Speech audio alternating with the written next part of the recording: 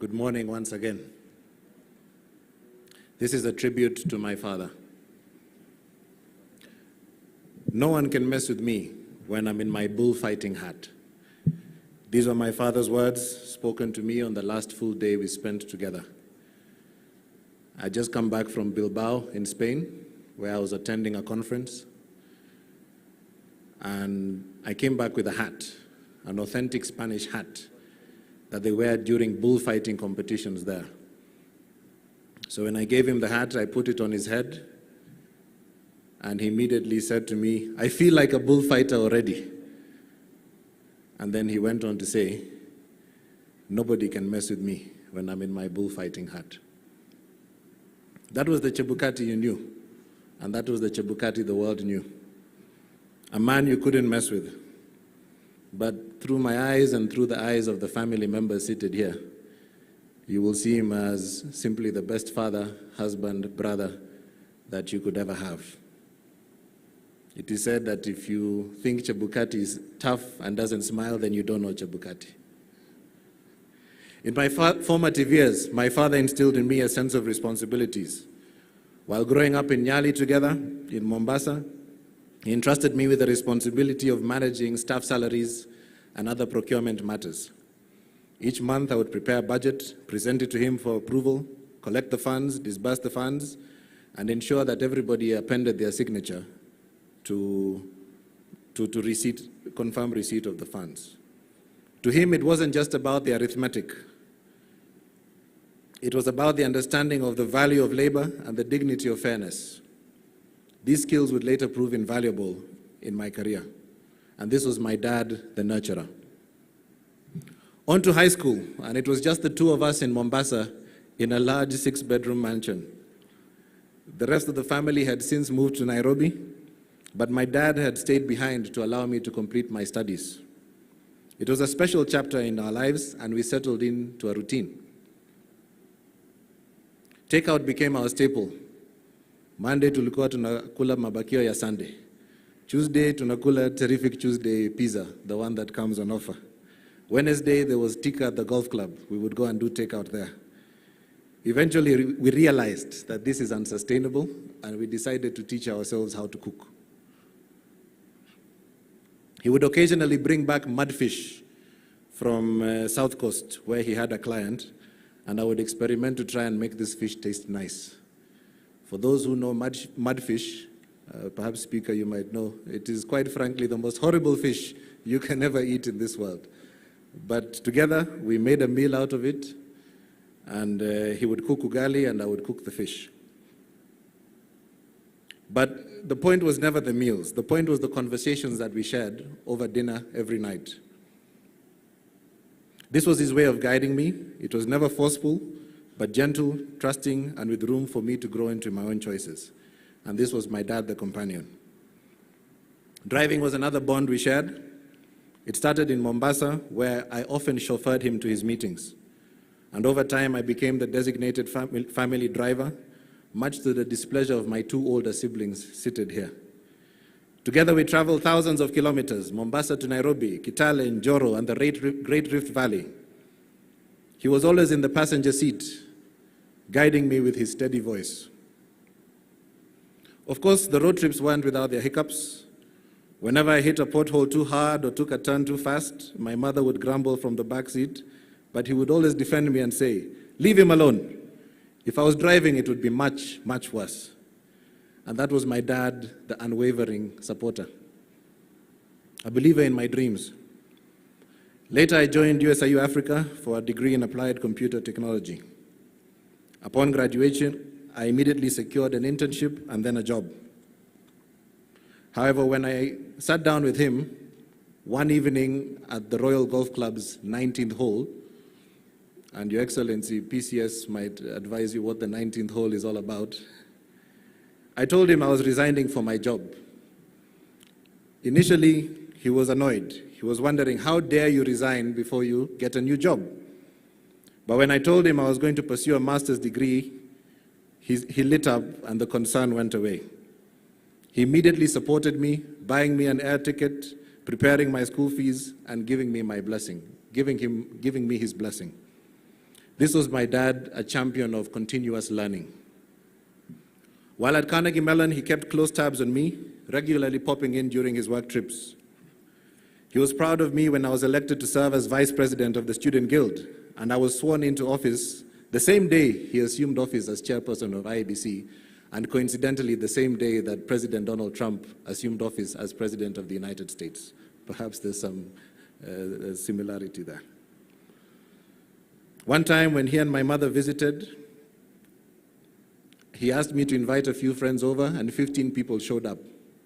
They all wanted to see chairman, and they were from all different nationalities at the university. Later in life, when he completed his term in office, they gifted him a stick. And it is this stick that he has used in his retirement as a symbol of his love and adoration for the African continent and for the gift that was given to him in Rwanda. When I started my business in Rwanda, we needed some money to secure some office space, and so my father gave me an interest-free 12-month loan of Kenya shillings 620,000. When we repaid him back 1 month early, the bank that we both banked with flagged this transaction. They said that this transaction is suspicious because I am the son of a politician. Of course, you all know that Chebukati was not a politician. Later on, the same bank refused to open an account for another one of my businesses. And when my dad heard of this, he went together with my mom to the bank and they began closing accounts helter-skelter. This was my dad who never allowed his family to be mistreated, and you couldn't mess with him. As I grew into business, I would regularly consult him. He would challenge me to go after more, do more, and market myself. After all, he had run a successful practice for over 30 years, so he knew a thing or two about business. Another evening on the 19th hole, after visiting the 19th hole at the golf club, he decided to escort me home, and I was excited that my father would finally get to see where I live. So I invited him, I showed him around. Nikamwambia, ona mzee, kuna TV kubwa pale, ona mzee, kuna sofa, kuna fridge, and he was, he walked around and he never said anything. Then we went onto the balcony and I told him that I've secured clients and I'm doing very well and, there's this much in client billables. He looked at me and he simply said, "Iyo ni kidogo, you need to double your income, you need to do better." As time went on, my hard work was recognized and I was invited to Carnegie Mellon University in Pittsburgh to receive an award. This is an award given to less than 100 alumni of over 100,000 globally. My father insisted on coming with me, and he insisted that we're going to fly in business class together. During that trip, my professors were proud to meet him, but it is in that trip that we noticed the initial symptoms of his illness start to kick in. Even after his first surgery, his dedication never wavered. I had the privilege of staying with him in Germany for a few months after he recovered. In those months, we took daily walks, brainstormed on his talking points, and prepared for his upcoming engagements. The engagements which I have elaborated on in his eulogy. The only difference now that it was once again the two of us, is that instead of eating mudfish, because there was no mudfish in Germany, we upgraded to eating salmon. And that was a good thing for the two of us. When we left Germany, I had the privilege of traveling with him across the world for him to deliver his addresses. We were in Ivory Coast, we were in Cape Town, and I also helped him prepare for his presentation in Lisbon, Portugal. Whenever we traveled, the reception we received was nothing short of statesmanlike. Despite his condition, he prepared for all these presentations, and he delivered them with poise. He never needed talking points because he was speaking from his lived experience. In his final days, my father was surrounded by love and peace.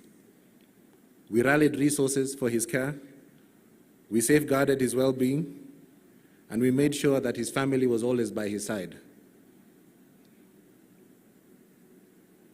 Indeed, no one could mess with him. not in life, and not in his final moments. Rest well, Dad. I will carry your lessons with me forever and keep your bullfighting hat safe, a symbol of the wisdom you wore so effortlessly, the strength you carried with quiet dignity, and the path that you charted for me to follow. Thank you.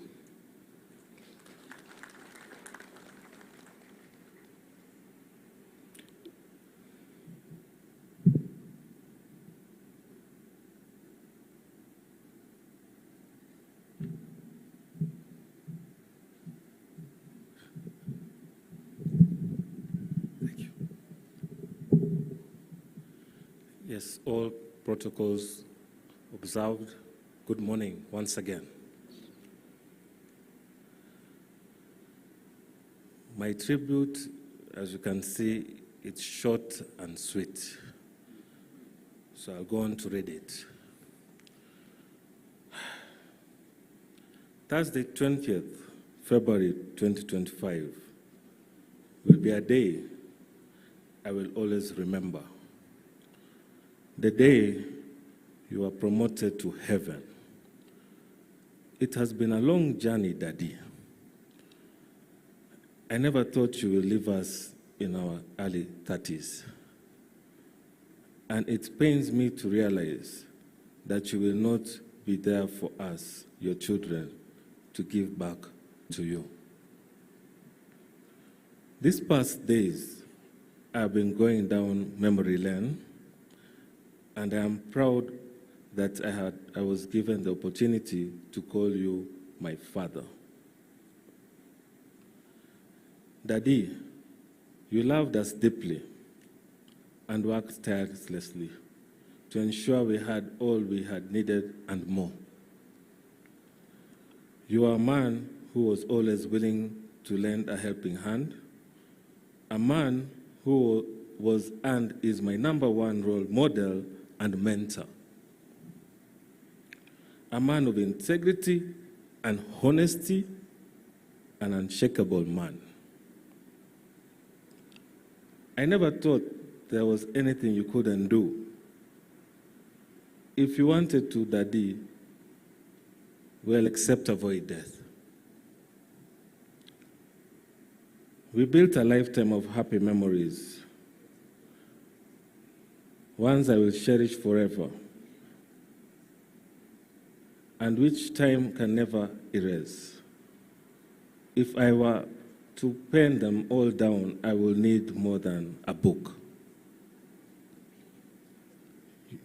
Your #1 sport was golf. When I was 10 years old, I accompanied you to the golf course. I quickly took the golf and you said I was a natural. It became part of me. Your passion became mine. I had learned from the best. In 2007, when I got my handicap, which then allowed me to play professional golf around the world, you were so proud of me. You trained me, Dad, so that I could become the best in this sport. You and Mom enrolled me and sponsored me to join the Junior Golf Foundation, JGF, the foundation of golfers 18 years and below, to improve my golf by playing and winning in some tournaments across the golf courses in the country. I remember you sent me to South Africa in 2009 for a 3-month training to upgrade my golf skills. I gained confidence to bring my handicap down to 2 in a professional level. Thanks to you, we won the club match play foursomes in 2015, a tournament at the Royal Nairobi Golf Club, where our names are engraved, W. Chebukati and J. Chebukati, as per today. We are the first golf partners who are related to ever be champions in Royal Nairobi Golf Club. We both also have a hole-in-one at the same club. On the golf course, we connected as one being. You were my partner, you were a fighter, you were a team player. Family golf time was your idea. Those moments when we competed as a team of two against each other will forever warm my heart. We had so much fun and we enjoyed the rewards that came with winning most of the competitions. Golf will certainly never be the same without you. Whenever you played golf with me and you could strategize on how to win every time, losing was not an option. If it happened, you told me, it's not the end of the world, son. Your time will come. I still can't believe that you are gone. You are irrepressible, Daddy, one of a kind. Tears fill my eyes as I write this tribute. My heart is heavy with grief. Losing you feels like losing part of myself, but I find comfort in the Lord daily. Your life is hard to emulate, but I will do my best to live a life of integrity like you did. I am confident that you are in heaven and are watching over us. I won't see you again on earth, but happily we'll meet again in heaven. I echo the words of J.M. Richards, which I quote, "No one wants to go through life alone, fighting battles single-handedly their whole life, not even the hardest of the heroes." I love you, Daddy. Rest in peace till we meet again.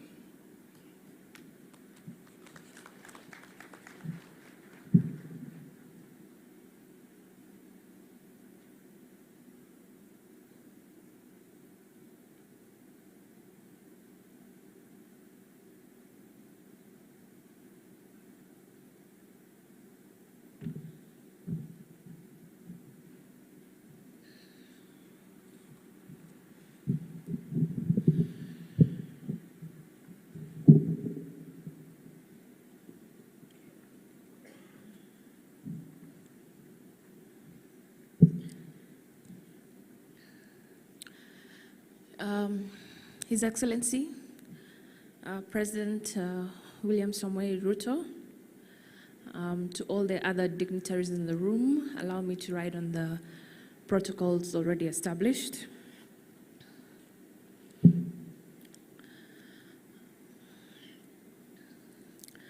My name is, as you're aware, Rachel Nekesa Chebukati, Nekesa being, I was named after my grandma. So oftentimes my dad would also call me his mom. So I'll start my tribute. To summarize how much of an amazing human being and father you are is an impossible task. I tried to sit down and write from beginning to end. It was impossible. So what I did instead was think about some of the things he used to say to me and quotes he used to say to me. So what I've done in my tributes is like a high-level summary or high-level overview of things that he taught me. So I'll read the quotes. One of them is, he'd always say, plan it, and then when you go to bed, dream about it, dream about doing well. So he would say that to me the night before I had a school exam, I had a presentation to make, I had golf. So we would literally sit down and say, this is what you want to do on hole number 1 all the way to 18. Think about it, dream about it, and go and implement it the next day. Little did I know he was actually teaching me how to visualize and teaching me the power of positive thinking, which has driven me to a lot of successes I would say I've had in my life. He would say, "There's nothing you cannot do if you set your mind to it." You encouraged me to aim for the sky and to always believe in myself.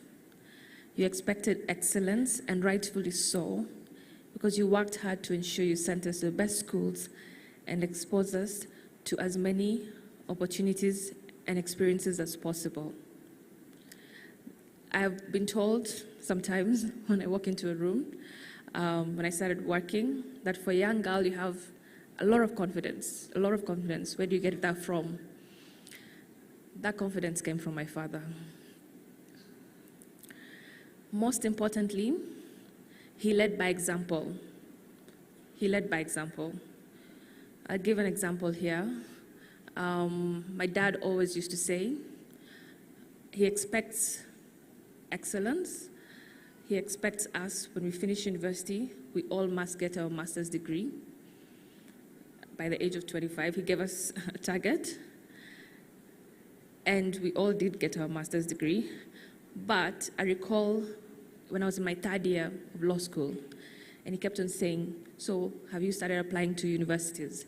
Have you started looking into what you want to do? Have you started thinking about what you want to do?" I told him, "I don't know, I'm not sure about doing a master's immediately after." He said, "No, you must." And I said to him, "But you didn't." I asked him, "Where's your master's?" After I say that, my father immediately enrolled for an MBA. He enrolled for his MBA, and he also encouraged my mother to do the same. So in 2014, when I was graduating with my Bachelor of Law and also my Bachelor of Arts, I also did International Relations at USAU, because I couldn't decide what to do, so I ended up doing both. When I graduated with my bachelor degrees, my parents also graduated with their master's degrees in the same year. So there was no excuse. Later on in life, he said the same thing. "I need a PhD from at least one of you. At least one of you." And he always point to me, "You're the lawyer, you know. I need a PhD from you." And I asked him again, "Where's your PhD?" My dad actually started the application process. Unfortunately, because of his sickness, he was not able to complete that dream. He always used to ask me, "How was your day?" I know it sounds cliche. We ask a lot of people, "How was your day?" But my dad did not accept it was fine. He didn't. He always pushed me to know every little detail, what happened in my big age, any presentation, especially when I had like speaking presentation related to my master's, for instance. He'd always ask me, "How did it go? Tell me about it. Did you present well? Did you make us proud?" Because for him, what we did and how we did it, it wasn't just him, it was the family brand name. Every New Year's Eve, when we sat down, he would ask us, "What do you want to achieve? How do we help you achieve it?" Because it's the brand that you're excelling. We'd call our name, our family name, the brand. So my dad probed me to tell me about it all, the good, the bad, the ugly. Some people seem to think he didn't talk much. My dad talked a lot, and he would just sit and make you laugh, the most ridiculous jokes that you did not even think about. But he was very chatty. He was chatty with the people he enjoyed being chatty with. You celebrated my wins louder than I did myself, and always reminded me to stay confident in myself and my abilities during the low moments. Thank you for always being there to listen to me, for giving me the best advice, and for guiding me in every season of my life. My dad has been there for me my entire life. This last 1 year, when he got a bit ill, I I sort of also slowed down with all the many things that I would do, spend time with him, just talking to him about everything and anything. Honestly, I am so grateful for those moments. My dad was literally my best friend. I spent every weekend, I can count probably 3 weekends away from him, but I spent every weekend last year just with him and enjoying, conversation, having good meals, etc. Call me anytime. It's something he always used to say it. And he didn't just say it, he meant it.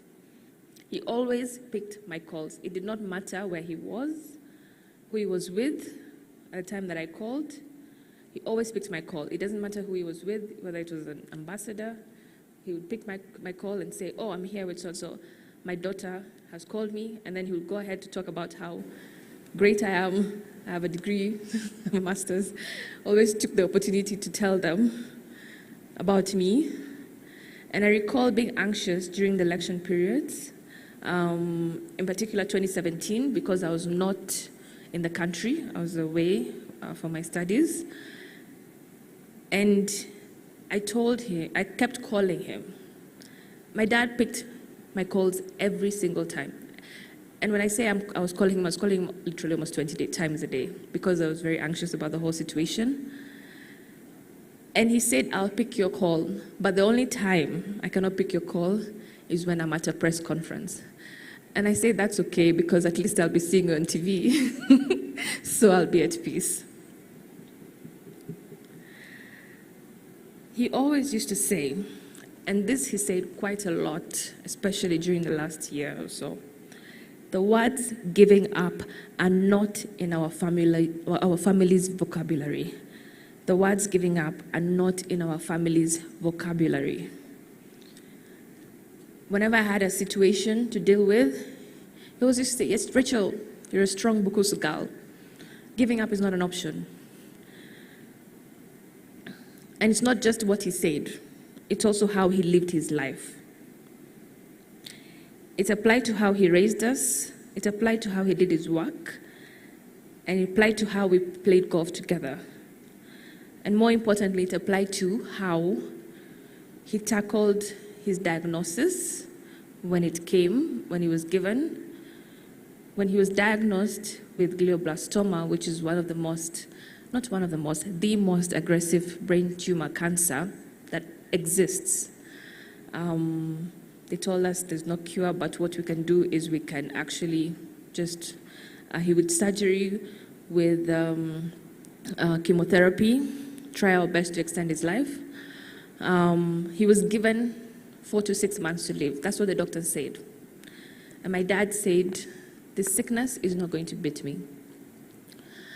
He went, got his first surgery, thanks to His Excellency the President. My mom will be the one to give the thank yous on that. And he got his first surgery, came back home. You would not have noticed. He set up a home gym. He was in gym every morning, every evening. He was walking 5 kilometers every morning. He continued with his work. All these presentations that my brother Emmanuel talked about in the eulogy, where he went to Portugal, he went to etc. Interesting enough, that was the second tumor recurred in November of 2023. My dad's conferences, everything was already set up. We asked him, do you want to go? He said he has to. He's already planned for it. The sickness is not going to put him down. So he went for them, and what we agreed was each of us took shifts. We all accompanied him on at least one of them, just in case anything has happened, to help him take his medicines. Anyone who has experience in cancer, you know that the medicines are it was an entire hand luggage bag. So we accompanied him, and my dad did his presentations. After presentations, he would be extremely tired, so just want to sleep. But you would not tell that during the presentations. And he did not want anyone to know. He did not want people to feel bad about it. So we kept it as a family. And I think the very first time we spoke about the cancer was when he passed on. So another thing I would like to say on the giving up. In 2017, there was a lot of calls for him to resign. And of course, at that point, I was much younger. I was scared for my family, I was scared for his life. Of course, he wasn't going to resign, but I said, please, if it just for us, you know? Come 2022, I was with him. I was now here. On the day, just the moments before he went to Bomas to announce the results. At that time, he had already received intelligence that somebody had wanted to end his life to stop him from announcing the results.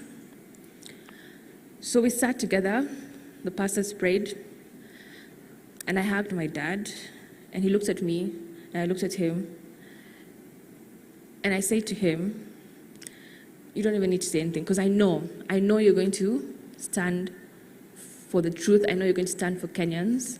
I said to him in 2017, I was selfish. I asked you to resign for me. But in 2020, this for you, I know you need to do it for the country. You need to do it for the country. So we looked at each other without really saying much, but knowing that might have been the last time we would have seen each other. And I had never seen my dad cry. My dad shed a tear. So I said bye to him, and I said, whatever it is, we will stand by you. And I hugged him, and I said, you go do your thing. I handed him over his speech, which, by the way, I used to assist him a lot with drafting his speeches. He used to trust us as a family also. Emmanuel would assist him with IT stuff as well. So the speech I'd drafted with him, I handed it over to him. I said, it's a great speech. So all the best. Whatever happens, happens, but we are proud of you either way. He didn't read the speech, by the way, because there was so much chaos at Bomas. But the speech he made was so impactful. He actually came home and he said, he didn't even remember what he said. He actually did not, because it was in a moment, that was him. That was him in his moment. It was such an impactful speech. He came home, he didn't remember what he said. He took off his shoes. He was actually bleeding. He didn't even know he was bleeding. Like, this was just my dad. Get the work done, which he got done. And he was just proud to have done his duty and stood with the truth and stood with his conscience. Because he always said, what he does is for his legacy. And it's not just his legacy, it's our name as well. The people whom carry his name, the people who carry his name will live with that. So he was not going to do anything that would endanger our lives. So he stood by the truth, and I'm extremely proud of him for that. I recall telling him, after all that if I could just be half of who you are, I think I'll be great. I'll be a successful person. I'll be amazing. And he stopped me and he said, Rachel, you're not going to be half of me. You're going to excel. You're going to be way better than me. You're going to do more than I've ever done. Because that's what I want you to do. My dad believed in improving people, improving us, giving us the best of the lives. Even though he was a young man, grew up in Bungoma, he always gave us the best. Always bought us the best of things.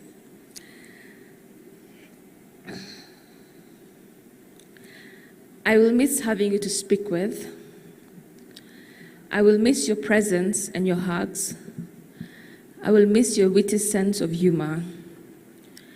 I will miss discussing the law, politics, and international affairs with you. Allow me to say track for 1 second. My dad used to discuss law, politics quite a lot. 2017, he lost the election. 2007, he lost the election in Sabata, this constituency, formerly known as Sabata.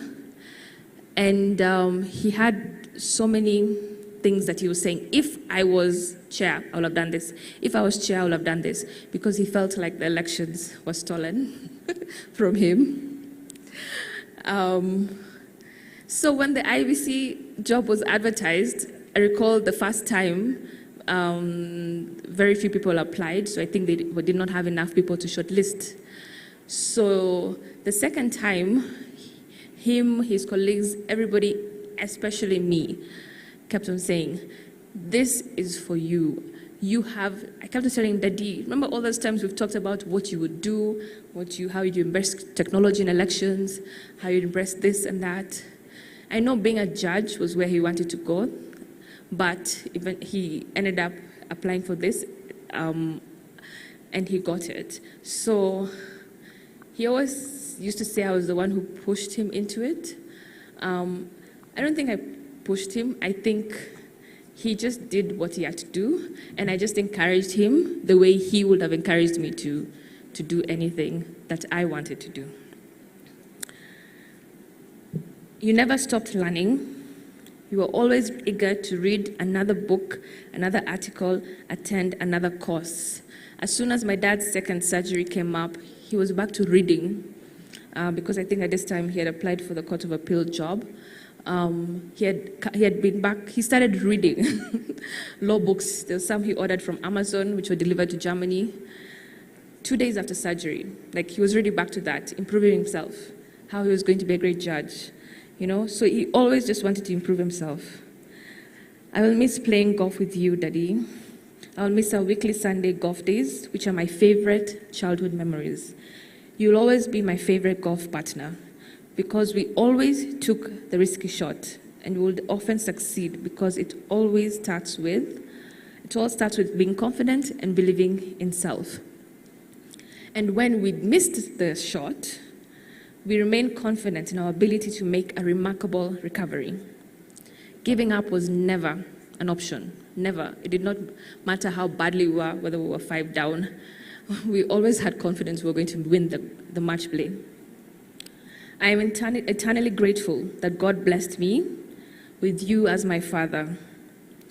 I promise to continue to espouse the values instilled in me and to pass them over to my future children. You've been the epitome of love for family, love for the law, and love for country. You have lived your life with purpose, with determination, with courage, and with diligence. Your pursuit of justice is unmatched. You have broken records, defied odds, and were never afraid to stand in your truth, even if it meant being an outlier. All in all, I am glad and grateful that you also lived a full life, as you always remembered to spare time to enjoy it, whether be it on the course, going on holiday, traveling to play different golf courses, spending time with family. He enjoyed his life, besides work. All these traits and more have shaped me into the person I am today. I will forever carry your legacy with me. I love you, Daddy. Being your daughter is the greatest honor of my life. Thank you.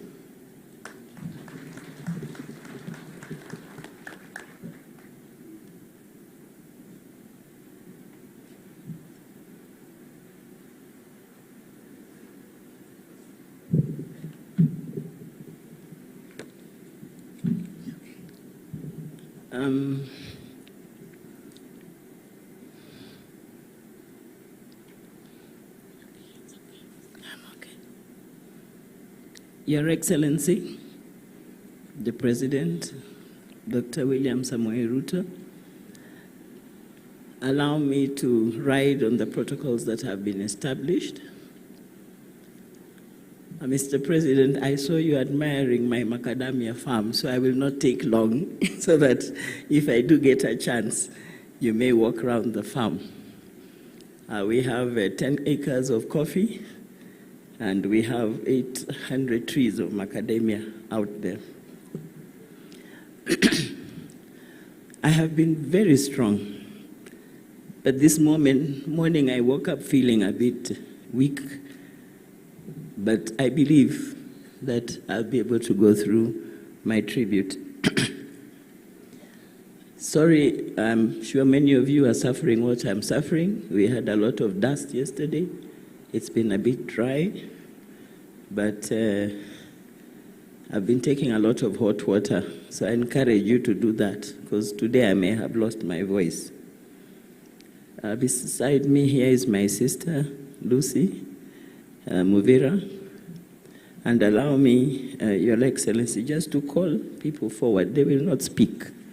I just want them to come forward, and that is the team of chair, the team that took care of the chairman. They called him chairman. It's okay. Where is Langat, Ken? Please, wherever you are, quickly come forward as I proceed. Mwangi, Wamukoya, you know yourselves, Eliza, Andrew, and as they come forward, please allow Eric Wakili Nyongesa and the team of lawyers led by Ngumo, Wakili Ngumbo, just to come forward. You will not be speaking. And also Amanda, my cousin. Yeah, please come forward. As you come forward, just one verse that we used to like singing with the chairman in his last days. That is the team that was taking care of him. Choir, if you can assist me. Oh, where are they? But we can just sing. We give all the glory to Jesus. Ruben, maybe you can assist me now that I have no voice of my own. We give all the glory to Jesus.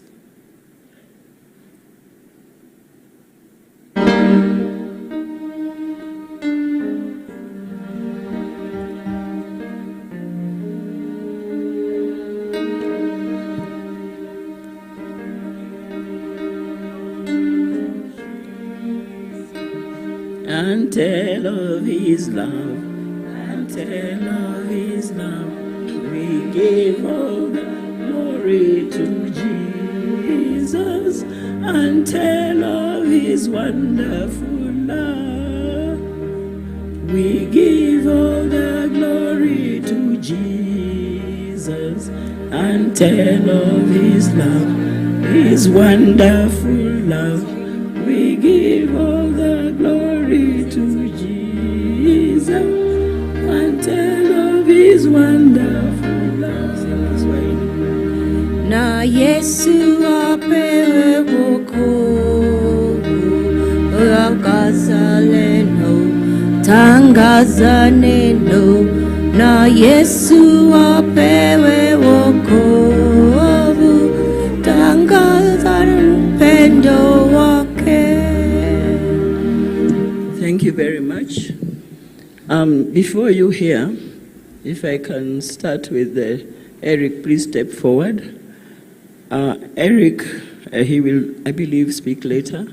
Other than being the chair of this committee, has been very, very supportive.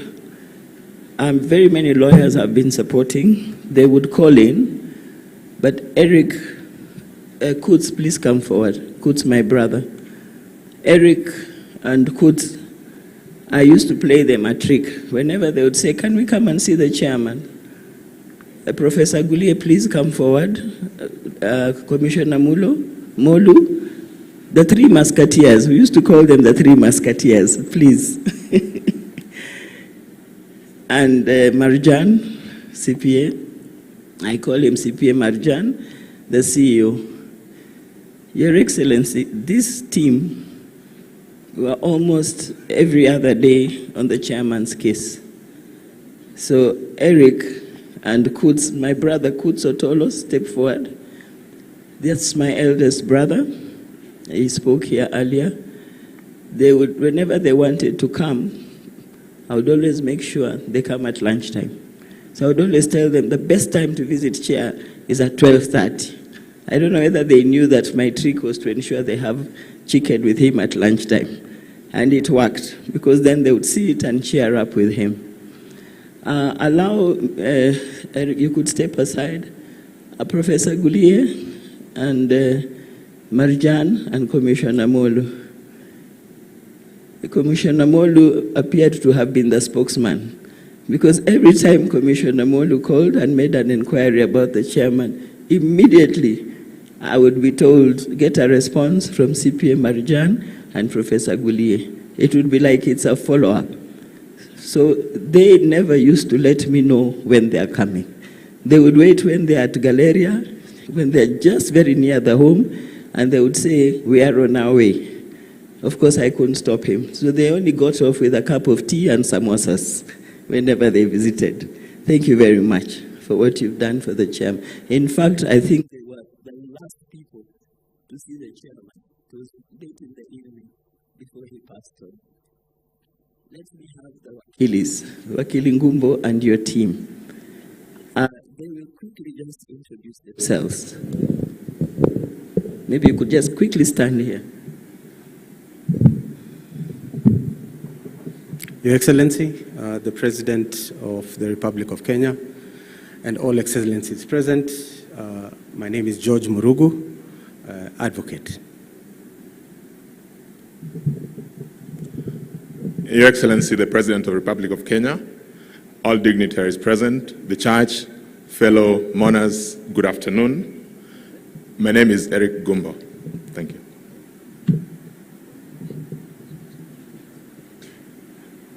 Your Excellency, the President of the Republic of Kenya, all protocol observed. My name is Edwin Mukele. I'm an advocate of the High Court of Kenya. Thank you very much. The late Mtuba was also this team.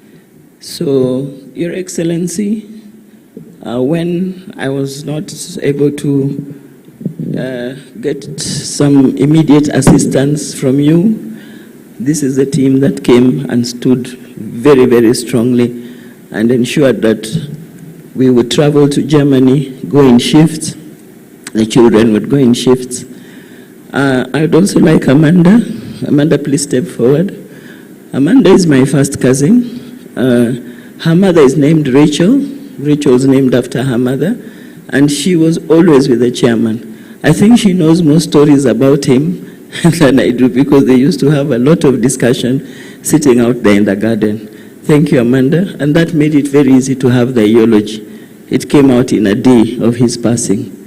This other team, step forward. I don't see Ken here. This team, God bless them. Langat, step forward. Langat came in as a casual and eventually was trained to be our worker. He was literally almost the right hand of the chairman. They used to chat together, and when we felt the nurses were not giving us the best of treatment, Langat was trained, and he literally took care of the chairman. The chairman loved him, and today him and Chris stepped forward. Chris came, and my mother used to sponsor Chris as a student, but when my mom passed on, I took over his sponsorship until he finished Form 4. His English was not the best, but after they started with chairman and got a lot of training, he used to text me and I wondered what had happened. So I asked him, Chris, what happened? Your English has really improved. He told me chairman always tells him, if you want to speak to me, speak English. Don't just be making sentences. So with time, he came to learn very good English and makes very good sentences, including Langat. Andrew, please step forward. Andrew is the younger brother to the chairman, and they live in Nairobi. Andrew and his wife, and in fact his child Gift was one of the last people that on a Saturday, Gift was the last person to speak with chairman, because he wanted to have a swim in the swimming pool, and the chairman said, no, you can't unless you have a swimming costume. So he said he was going to rush home to get a swimming costume to be able to swim. The following day is when Emmanuel came and visited him with the kofia that he has mentioned, the bull kofia. And that is when chairman was in full conversation. That time he was really conversing and engaging. So Andrew, thank you very much. He's also a pastor. Then I have Eliza. Eliza is the youngest and the last born, and was been very, very supportive. Every moment she had, that moment was for her brother. She took care of her brother on behalf of the other siblings, whom I believe you will have a chance to see. Thank you very much, Eliza. Next are these two gentlemen. Mwangi stepped forward, and Wamukoya stepped forward. These are the aides. I had them at aides, but they were very much there for the chairman. Everywhere I went with the chairman, they were there with us. So this team that is here, thank you very much. May God bless you for having done what you've done. You can now take your seats. So my sister and my brother, the day we got the news, and Eric are the ones who escorted me to the hospital. The news of his passing on the 20th of February, the hospital called in and they said, you need to come to hospital now. And that was almost midnight. And I said, why do you want me to come to hospital? But I knew it was that dreaded call that I never hoped that it would come through. And I said, no, I'd rather you talk to my doctor, let them explain to me what the problem is. Because I had spoken to the doctor an hour earlier. My doctors were such that we engaged any time of the day or night. They were very, very supportive. So it turned out that they insisted that they want me to come in. After 5 minutes, they called back. They said, we've spoken to the doctor, and the doctor says, you might as well come in because he had a cardiac arrest, and while we were trying to resuscitate him, we lost him. I said, what do you mean you lost him? You are now telling me he has died? And they said, yes, that's what we are telling you. And I said, you're just telling it to me like that? And they said, yes. Then I said, is that what it means to be a next of kin, that you can be called any time of day or night? And that is when it occurred to me, when you are ready to be a next of kin, then be ready for such shocks. And it reminded me that all these years, when I stood before at Mariakani Christian Center, as you will see in my tribute, when we walked down the aisle with this handsome man that is lying there, when we walked down the aisle, I said, in sickness and in health. I didn't understand the meaning of those words until death did us part. So when you make those vows, just know they are not for the sake of it.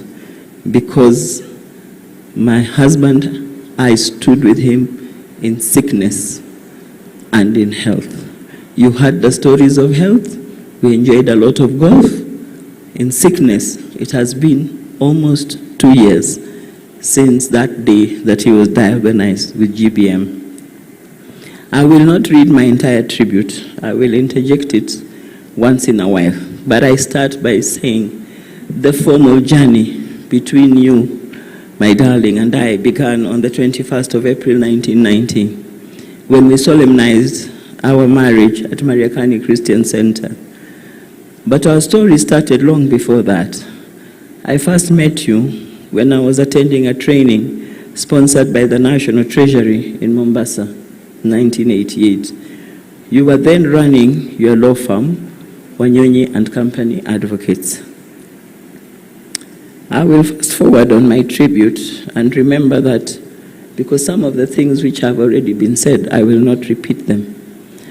I remember when you ran for the MP seat in Sabata. Saboti, sorry. I said Sabata because Rachel said Sabata. In Saboti, Trans Nzoia. You were adamant that I accompany you to the campaign rallies, but I resisted, wanting to focus on our young children.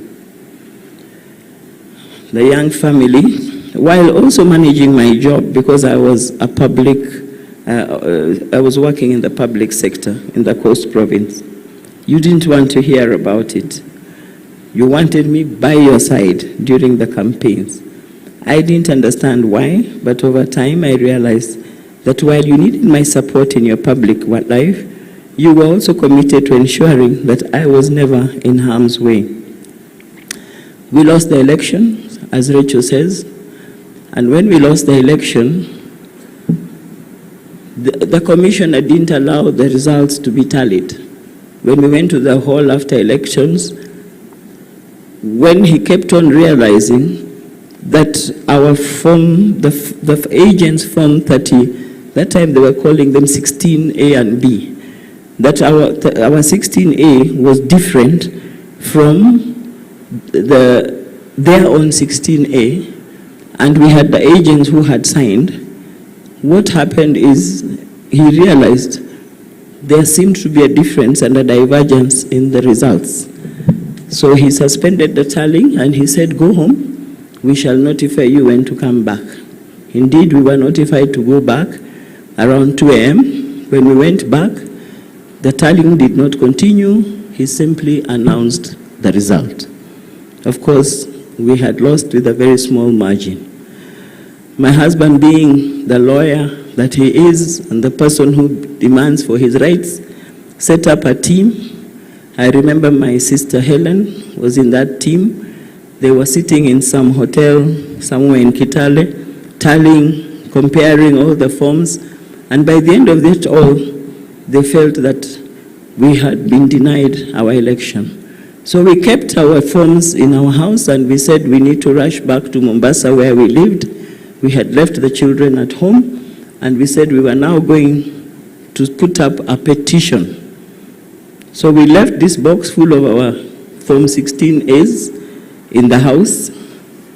And while we were heading home, there was a lot of fracas that time. That was 2007. Getting out even was a bit of a problem. But somehow we found our way to Nairobi.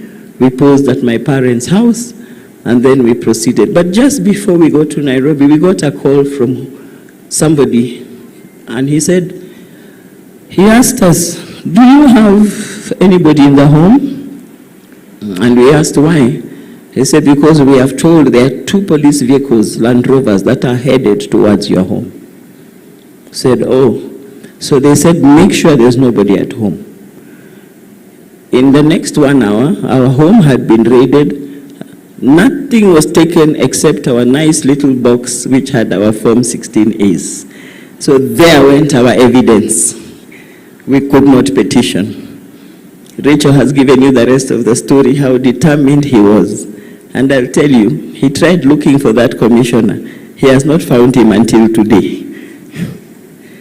Because he really felt he was unfairly treated. Now, those early days, though his friends called him Cheb or chairman, he had these very good friends, Lumatete Muchai and Peterson Semenye, who kept him company in the early years. I used to call him honey, I would call him darling. That is when we had got married. So when Rachel came along, of course the name changed. We became Baba Rachel and Bama Rachel. So the honeys and the darlings disappeared. That's why I decided to have my flower here with honey on it. At least now that the children are grown, I can still call him honey, but honey, I have to call you honey because I'm saying bye to you. I was transferred from Mombasa. I used to work in Mombasa, then later to Kwale. I was transferred because I was outgrowing the station, but because of my family, I did not want to leave. But my bosses at the National Treasury insisted that I had outgrown and I have to move. So I moved to Nairobi. I didn't know how to tell my husband to join me because you don't tell a Luya or a Bukusu man to follow you when you're transferred. They will not. So I started by pulling Rachel slowly for her studies in Nairobi. I pulled Jonathan and then I left Emmanuel behind with him. Emmanuel has given you the story because I used to do the cooking. Now there they were, the 2 of them. They didn't want to employ anybody to work for them, and Emmanuel has explained to you how they ate the mud fishes. So with time he knew it would be a matter of time Emmanuel would leave to come for further studies in Nairobi, and then he would be lonely. That is when they made a decision to come and join us in Nairobi. And if they had not come to Nairobi, I don't think they would have established Kuto and Partners, that firm that he established, because then there would have been no need for him to come. He became the managing partner, and other than their company growing in terms of career and everything, that's when now it was easy to do the masters, and it was also easy. It was possible for him now to take up the job as the chairperson of IEBC. We had a lot of, other than playing golf, he encouraged me to take up leadership. Rachel has mentioned it. As for me, I went to the highest level. I became the chairperson of the Kenya Ladies Golf Union, a position he felt I needed to take up. And I thank God for him, because it instilled a lot of leadership skills in me. Now, my husband had this habit of starting a project and throwing it at me. The macadamia trees you see out there, there's coffee somewhere down there, bananas we had done. He just decides we are going to do this. And then along the way, he says, now you run with it. I didn't then realize, it's only recently it occurred to me, this gentleman was preparing me to take over all these responsibilities. It's only recently, when I had a chance to sit, that it occurred to me that is what he had in mind. Because I have been so strong, I don't know where my strength comes from. But this morning, I almost lost it. I almost lost it, but I have a team of women with me. As I'm giving my tribute, please come forward. Muganda and the team, you know yourselves, just come and stand here. You will not talk. They have been praying for me. They have been singing for me. And today, usually it's them who insist. Wake up, we are going to pray. Today, I actually talked to them, approached them, and I said, ladies, can you pray? And they prayed. So I was being prepared. Now, my husband is a very generous person. Every birthday, as you have heard in our family, was celebrated. Those younger days, I used to get jewelry for gifts, necklaces, chains, earrings. But as time went by, that changed to buying me phones. The latest iPhone, I'm not an iPhone person, I would go for Samsung. Until now, I'm still a Samsung. But to him, the iPhone was the phone, because he felt he needed to give me the best. I will talk about his surgery.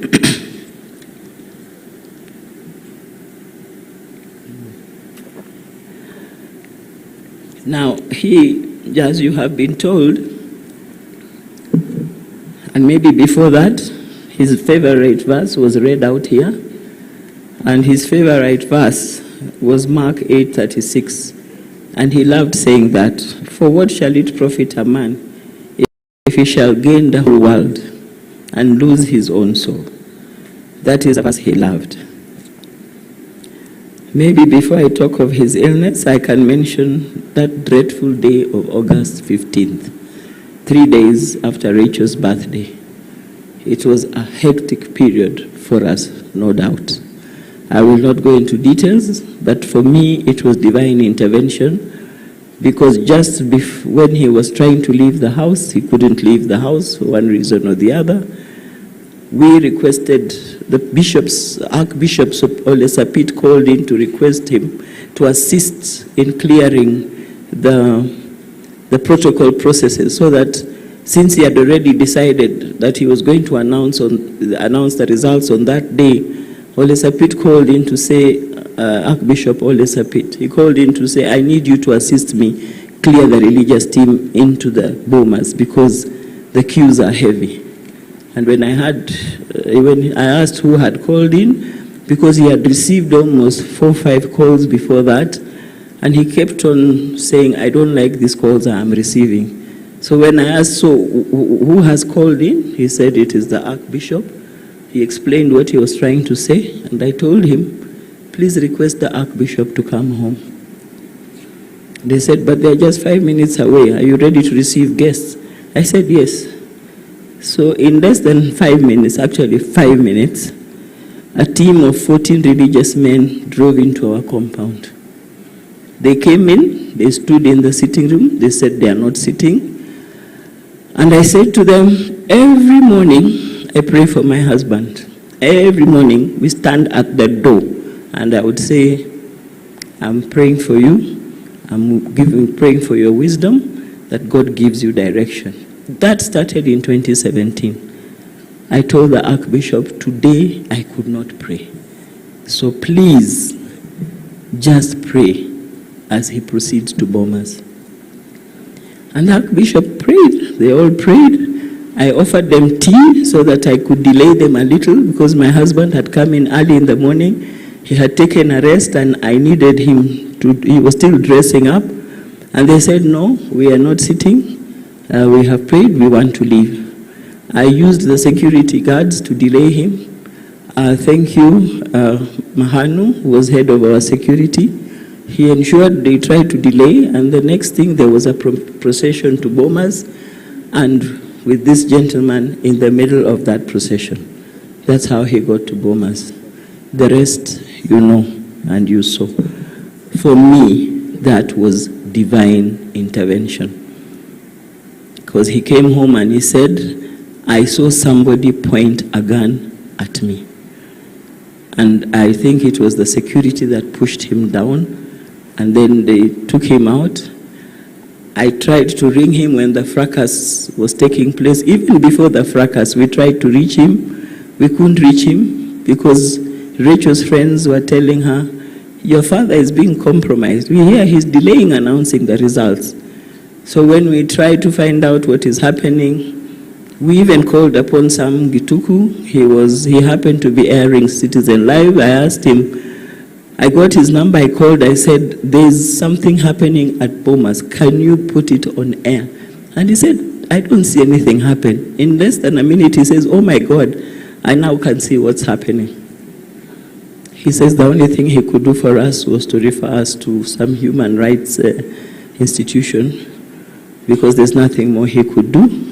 But we thank him for whatever little that he did. So there was the fracas. I called in, I tried to reach him, I couldn't reach him. Eventually I got the aide to take the phone to anybody who was around him. The nearest person he found was Bishop Oginde. And I asked him, is my father alive? That's my husband alive? That's all I need to know. He said, yes, I can see he's alive. I say, you're a man of God, please speak the truth. He says, it is the truth, your husband is alive. So that is how that day went. Of course, there's so much more to it.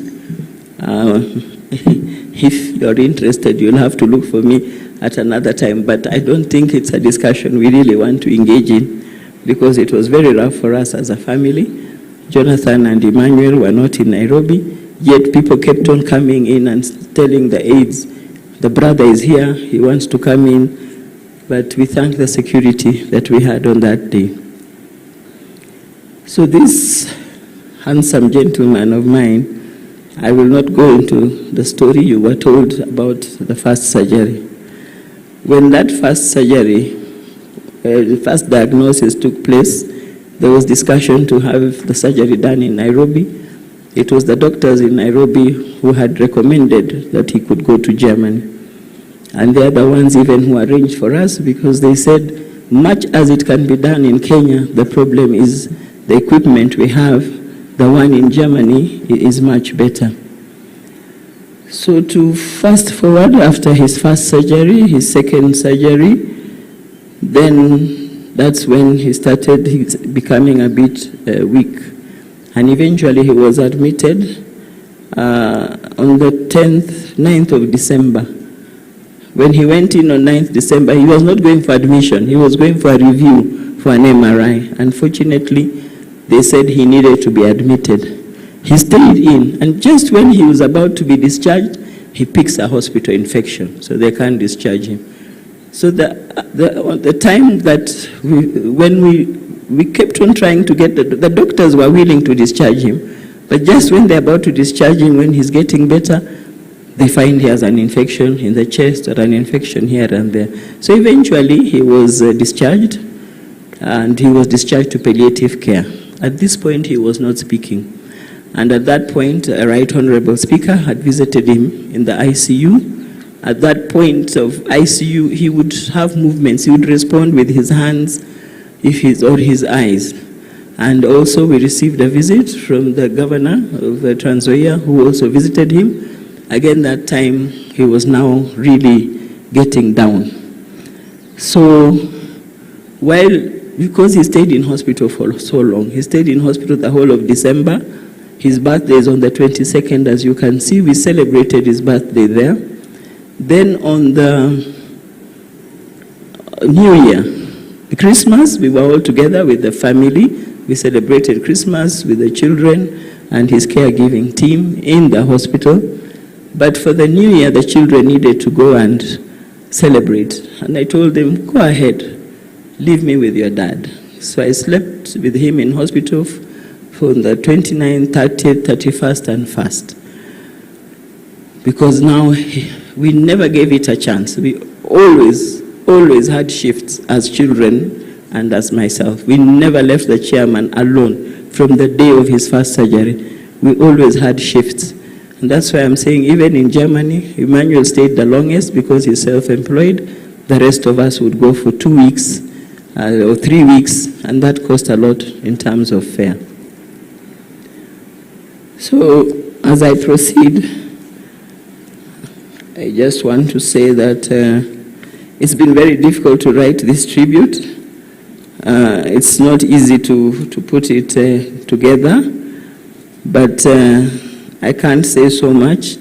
As I proceed, I am requesting Dr. Samson Oyugi to please come forward. I want to say that the strength I have is because of the visits, the number of visits we have received. Politicians seated here who are visiting. Right Honorable, you had no choice. You are my nephew. So you are always there, and we thank you for that. The MP for Kwanza, Ferdinand Wanyonyi, if you are here, thank you very much. Yes, thank you for allowing us to come. We were there on Thursday because my father-in-law insisted that he wanted his son to be taken to his home. Ferdinand, thank you very much. We are very grateful that you made it possible. And not only that, we refused to allow politics. We said we just wanted to mourn with my mother-in-law and the siblings, and we did mourn. Yes. And we had a good session with the pastors, the Church of Elimu, the bishop. We are very grateful. So after that, we proceeded home. So I must say, those visits, Mheshimiwa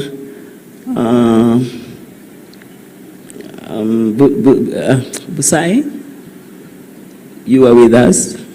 You gave us a good reception. You've been with us. You even visited Nairobi. Also Ferdinand visited Nairobi. And many of you politicians came home. You came home, and I believed when religious people kept on saying, they would come and say, your husband, your father is going to give a testimony. He's going to give a testimony. He will recover from this illness and he'll give a testimony.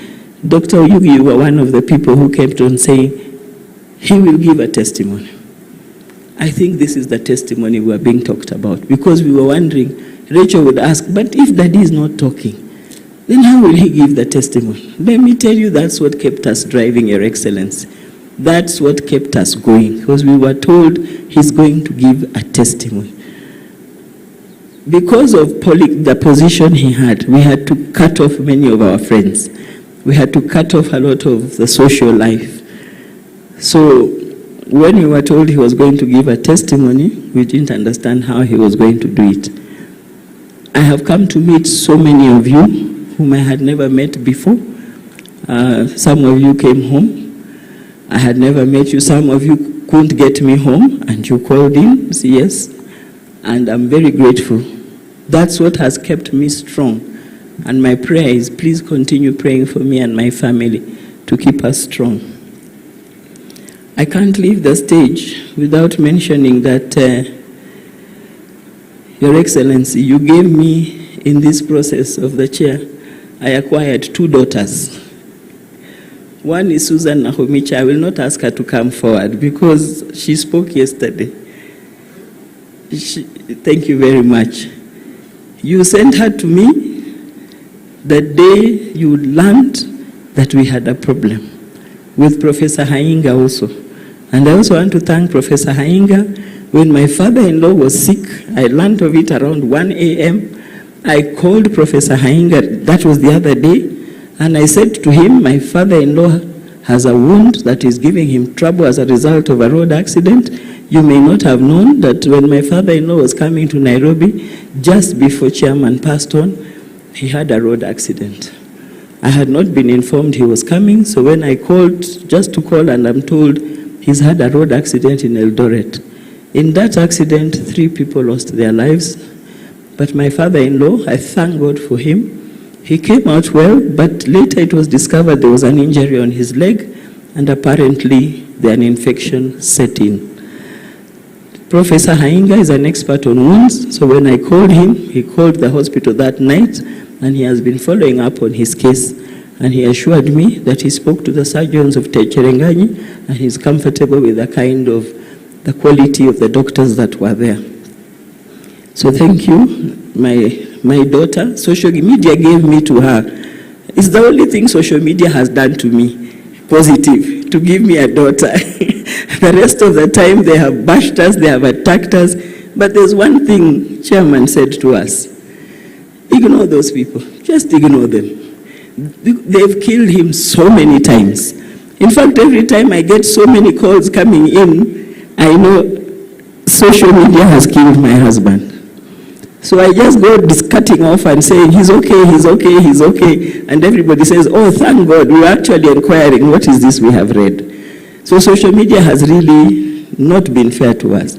Now that he has rested, I hope they will give us some peace. It has been so difficult. Initially, I didn't have it as rough because I used to trade under the name Mrs. Wanyonyi because I found him as Wanyonyi and Company Advocates. But social media thought I was hiding the name Chebukati. Even, Mr. President, when I went for vetting, an MP walked in and said, during vetting, why are you not using your husband's name? Why are you hiding your name? I said, I'm not hiding my name. The man is called Wanyonyi Wafula Chebukati. So I am Mrs. Wanyonyi. So he was very surprised that I have, in fact, the chair of the committee made a joke and said, this lady is having 2 names of her husband. How many of you here even, the wives even carry 1 name? I can see some of you smiling, Senator King. So, I must say, he has protected us. He told us, wachana na social media, when you see any bad report, just look at it that this person is making money. Ignore. Wachana naye. Yeye anatengeneza pesa. Na anatengeneza pesa kukutumia. So if they want to continue making money, let them talk about the good things that I have had. The tributes that have come out. If there's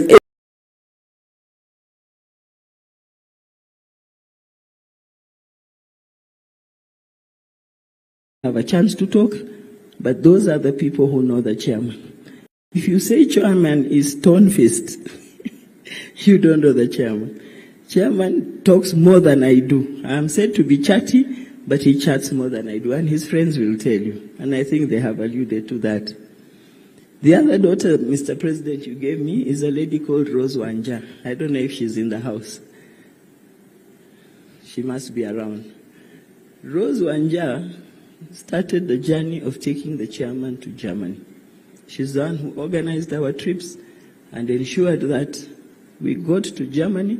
When we came back the second time round, Your Excellency, I don't know whether she was the one to do it, she came in and she assisted. In addition to the team that you had at the office of the President. So, I will take this opportunity to also thank the doctors who started the journey, Dr. Warshaw, Dr. Kureshi, or Mr. Kureshi, Dr. Magoha, Dr. Kiare, Dr. Silverstein, and Dr. Kahuho.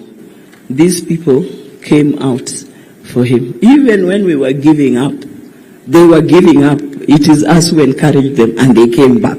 And they kept on saying, it is you people who have made us what we are in terms of chairman. Because chairman was resilient. He decided he will remain strong. He did not respond the way other patients respond.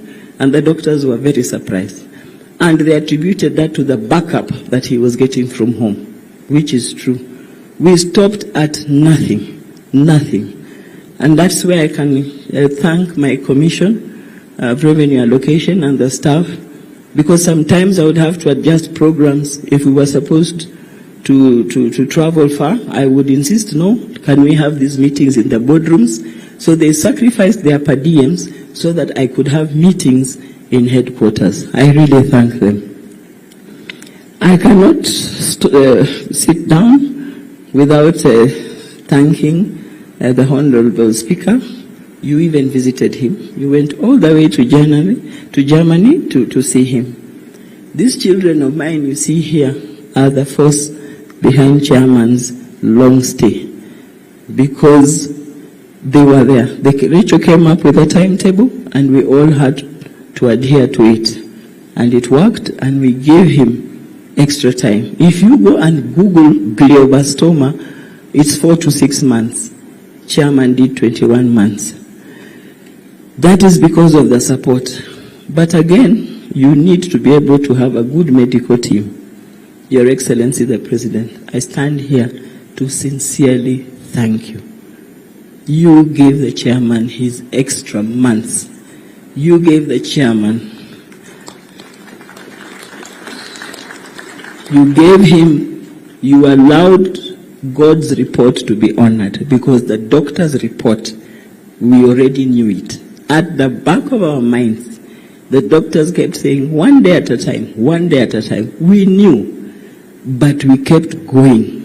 We kept going. And when news came that he's going to give a testimony from all the religious people, I thank my pastor, Kilonzo. These are people who are in my alumni group, Susan, people, the alumni of Kenya High School. These are people who used to pray.